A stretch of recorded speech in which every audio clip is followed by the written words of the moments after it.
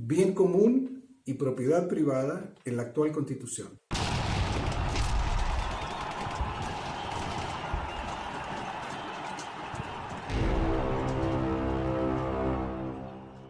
Estimados amigos, nuevamente nos encontramos para conversar sobre el tema que tendremos que enfrentar el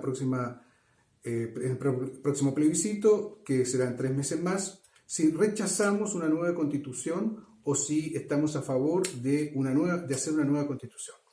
Para eso comentamos en nuestro programa anterior lo que dice la Constitución sobre el principio de subsidiariedad y la familia. Y vimos que esos dos principios que son fundamentales en la Constitución actual, que le dan la inspiración, están perfectamente de acuerdo a los 3 criterios que nosotros con los cuales estamos jugando la Constitución, que es el sentido común, el derecho natural y la doctrina católica.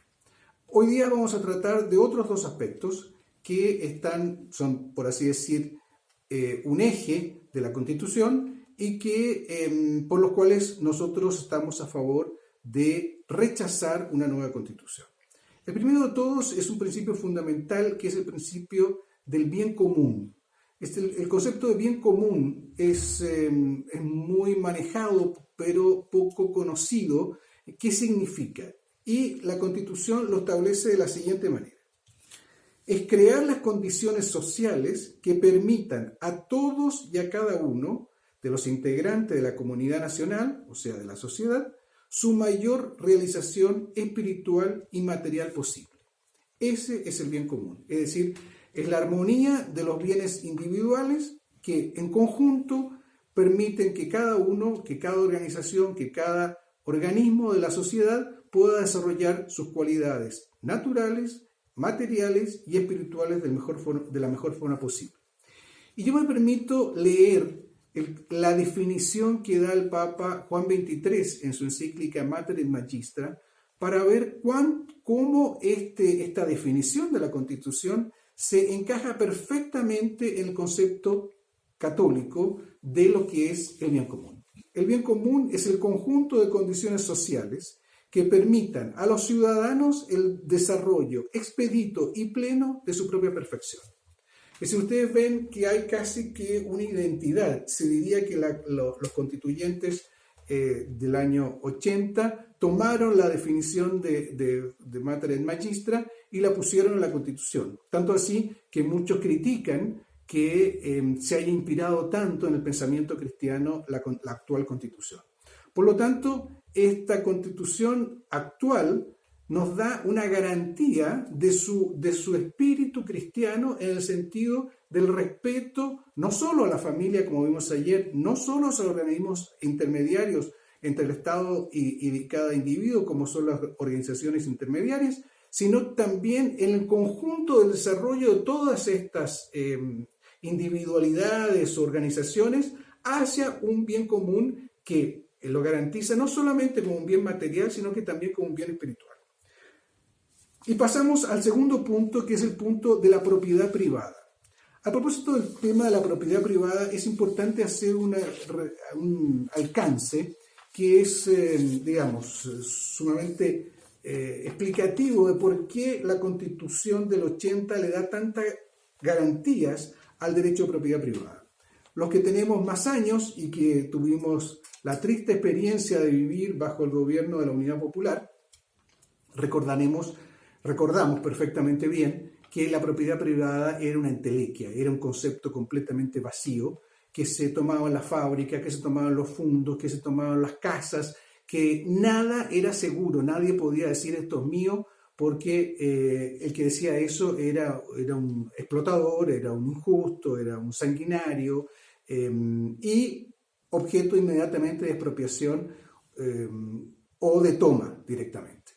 Ese clima que se creó en el país y que convulsionó al país y que en el fondo fue lo que definió el cese del presidente del estado de cosas en ese momento y el fin del gobierno de la Unidad Popular con todas las consecuencias que eso produjo, llevó a que cuando los constituyentes quisieron hacer y redactar esta constitución, vieran claramente que para que el país pudiese progresar había que establecer unas bases muy firmes sobre el derecho de propiedad privada. Y eso justamente no solamente por el hecho de lo que ocurrió en la Unidad Popular, sino que ya eso que ocurrió en la Unidad Popular había sido organizado anteriormente por una reforma a la Constitución del año 25, que puesta por Eduardo Frei, en donde se relativizó el concepto de propiedad privada.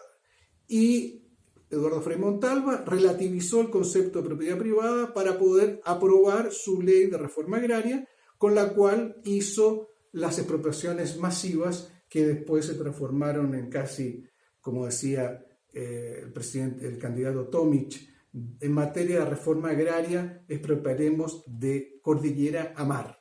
Era la aspiración de la democracia cristiana en el año 70 y la realidad que lo hizo realidad el gobierno de la Unidad Popular. Es decir, el principio de propiedad privada está en la médula de los conflictos nacionales y de la historia de Chile. Entonces, justamente, ¿qué dice a propósito de la propiedad privada la actual Constitución? El derecho es el punto 24, el inciso de los derechos de las personas.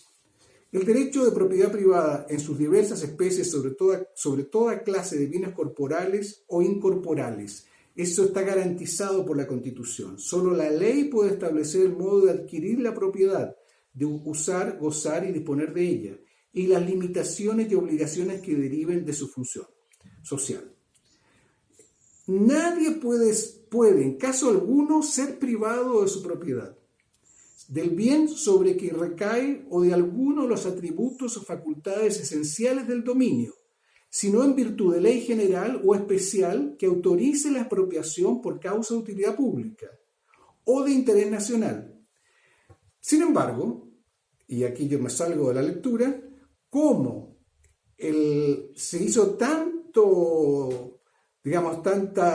tantas resalvas y tantos recursos y tantas formas de hacerle el quite a estas garantías, la actual Constitución establece: el expropiado podrá reclamar de la legalidad del acto expropiatorio ante los tribunales ordinarios y tendrá siempre derecho a indemnización por el daño patrimonial efectivamente causado, lo que se fijará de común acuerdo o en sentencia dictada conforme a derecho por tribunales. Este principio es un principio fundamental. Quienes vivieron el proceso de reforma agraria recordarán que la Corporación de Reforma Agraria expropiaba sin previo aviso, con tasación fiscal, meramente con tasación fiscal, con 1% al contado y con el resto a 40 años plazo con bonos del Estado. Es decir, había personas expropiadas que les salía más caro tomarse una micro desde su casa al lugar donde daban los bonos que cobrar los bonos, porque de tal forma esos bonos no valían absolutamente nada, que era una simple y incompleto robo. Eso es lo que la Constitución hoy día nos está garantizando, que no debe ser así. Ahora, ¿cuál es? Ustedes me dirán, sí, pero eso para los ricos, eso para la gente que tiene mucha plata, pero para una persona común que tiene sus pocos bienes, o para una persona pobre, ¿cuál es la garantía? ¿Cuál es digamos, el respaldo que le da a un individuo común esta garantía de la propiedad privada? El problema no es un problema meramente económico. El problema de la propiedad privada es un problema que va mucho más allá de lo que uno tenga o no tenga. Tener un respaldo constitucional a la propiedad privada es tener un respaldo constitucional a la libertad del hombre. ¿Por qué? Porque ¿qué es la propiedad privada? La propiedad privada no es sino el fruto del trabajo acumulado, ahorrado y transformado en una pequeña, mediana o gran propiedad. Es decir, en el fondo es lo que es ser nosotros dueños de nuestro trabajo. Eso es propiedad privada. Ahora, ¿qué es lo propio del hombre libre? Lo propio del hombre libre es que es dueño de su trabajo.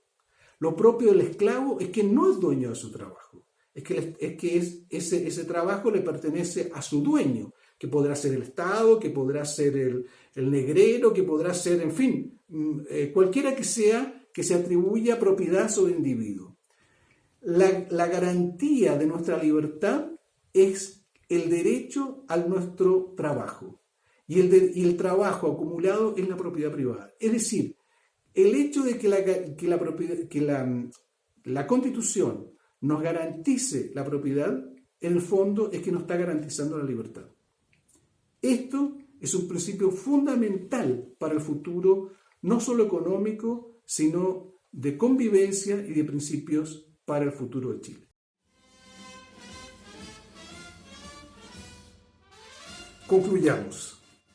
Si esto es así, como yo lo estoy explicando, y basta que ustedes accesen al texto de la Constitución y verán que es ipse litteris lo que yo les acabo de leer, no tenemos por qué tener una nueva Constitución. Al contrario, debemos rechazar el salto al vacío que significará una nueva Constitución. Porque ya hubo un senador de la República que hace poco, cuando fue aprobado este acuerdo para una nueva Constitución, dijo, al final vamos a poder acabar con las garantías a la propiedad privada. Es decir, no le quepa ninguna duda de que una de las cosas que va a hacer una nueva Constitución es quitar precisamente estas garantías que acabamos de leer.